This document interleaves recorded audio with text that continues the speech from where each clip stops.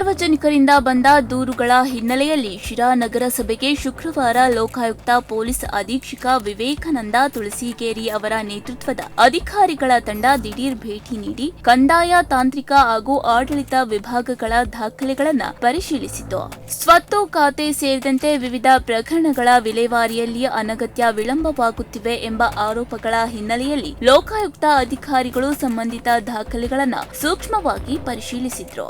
ವಿವಿಧ ಕಡತಗಳನ್ನು ಪರಿಶೀಲಿಸಿದ ಅಧಿಕಾರಿಗಳು ವಿಳಂಬಕ್ಕೆ ಕಾರಣಗಳ ಕುರಿತು ಸಂಬಂಧಪಟ್ಟ ಅಧಿಕಾರಿಗಳಿಂದ ಮಾಹಿತಿಯನ್ನ ಪಡೆದು ವಿವರಗಳನ್ನು ಸಂಗ್ರಹಿಸಿದ್ರು.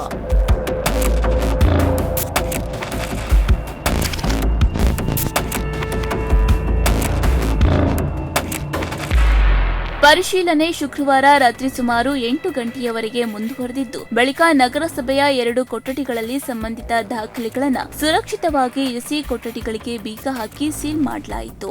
ಶನಿವಾರ ಬೆಳಗ್ಗೆ 9:30ಕ್ಕೆ ಪರಿಶೀಲನೆ ಹಾಗೂ ದಾಖಲೆಗಳ ಪರಿಶೀಲನಾ ಪ್ರಕ್ರಿಯೆಯನ್ನು ಮುಂದುವರಿಸಲಾಗಿದೆ ಎಂದು ಲೋಕಾಯುಕ್ತ ಅಧಿಕಾರಿಗಳು ನಗರಸಭೆ ಅಧಿಕಾರಿಗಳಿಗೆ ಸೂಚನೆಯನ್ನ ನೀಡಿದ್ರು. ಇದಲ್ಲದೆ ಸಂಬಂಧಿತ ಎಲ್ಲ ಅಧಿಕಾರಿಗಳು ಶನಿವಾರ ಬೆಳಗ್ಗೆ 9:30ಕ್ಕೆ ಕಡ್ಡಾಯವಾಗಿ ಹಾಜರಾಗಬೇಕು. ಗೈರು ಹಾಜರಾದಲ್ಲಿ ಸೂಕ್ತ ಕಾನೂನು ಕ್ರಮ ಕೈಗೊಳ್ಳಲಾಗುವುದು ಎಂದು ಲೋಕಾಯುಕ್ತ ಅಧಿಕಾರಿಗಳು ಎಚ್ಚರಿಕೆಯನ್ನ ನೀಡಿದ್ರು.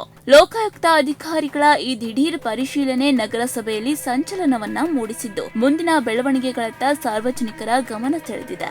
ಜಬೀವುಲ್ಲಾ, ಪ್ರಗತಿ ಟಿವಿ, ಶಿರಾ.